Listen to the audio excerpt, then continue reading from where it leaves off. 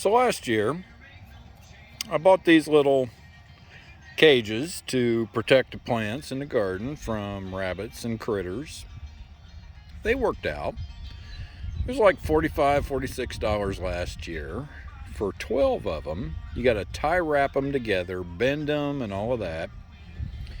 You can see they are a little over 12 inches tall, and you get about a 12 by 12 inch square. Nice. But then I had an idea. Why not make my own that are adjustable in size?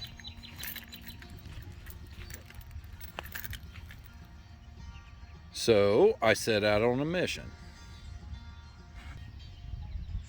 These little boogers, depending on what types of plants you're wanting to put in them or how many, like right there I've got 3 parsley plants and 2 oregano, and here we've got 1 pepper per, and I'm getting ready to make some for the Brussels. If you want them to be 16 inches in diameter, make them extra long, and then you can overlap them and make them exactly the size you need them when you get your seedlings in the ground. And as they grow, you can adjust them out bigger and save money at the same time. So now we're going to float over and I'll show you how simple it is to make this. There, all you got to do is point and watch.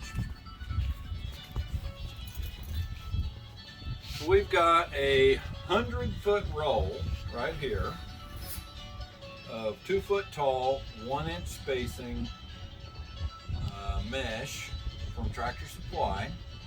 Instead of $46 last year and almost $60 this year for those little teeny tiny ones, I got 100 foot of this, and we can make 40 some instead of 12. So the first thing you want to do after you've made one is you got to cut those little sharp edges off, get it ready for the next one. Grab the clippings because you don't want your sweet little doggy to, ouch, walk on them. This I'm probably going to cut out.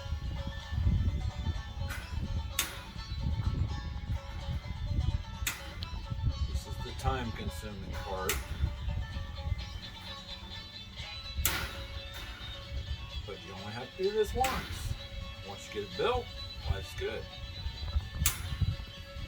Get all those clipped off. I'm going to go take my clippings and put them in the pile.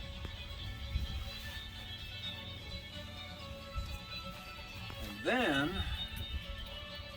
of course, I used a tape measure, but I transferred that to the rake because it's a lot easier to use. So 4 feet in order to make this particular size from the end of this is just below the white sticker. So I lay this out, get my stuff out of the way, put those up there because I'm going to need those in a minute, and then figure out where I want to go.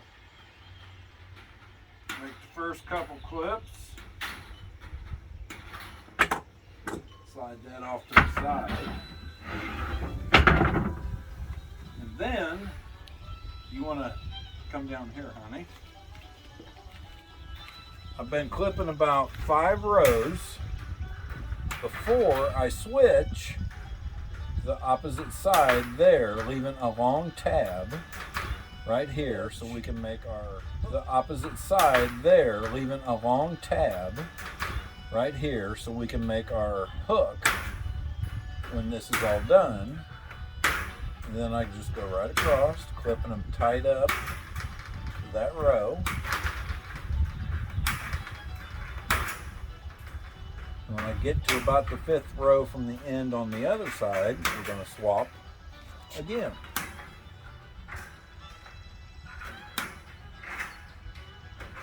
Okay, now we're going to swap. There's our tab. And we're going to finish it out.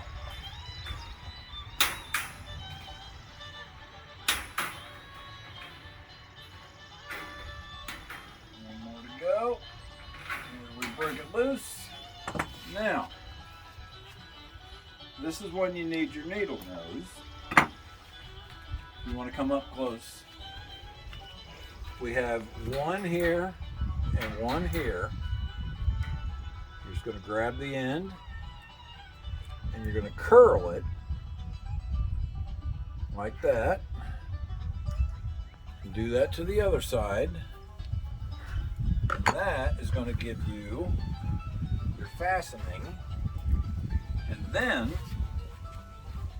take this and you can adjust it as small or as big as you want depending on the diameter or the length of the fence you've cut. So there I got one clipped.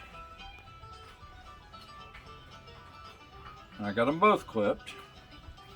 And it holds itself closed, ready to go. Then the benefit of this, oh, wrong one. Me getting fancy showing this for the video. The benefit of this is at the end of fall, when the garden's done, you pick this up, you separate it, you lay it out flat, and you can take 20, 30, 40, 50 of them, lay them on top of each other for easy storage. Works really good, as you can see.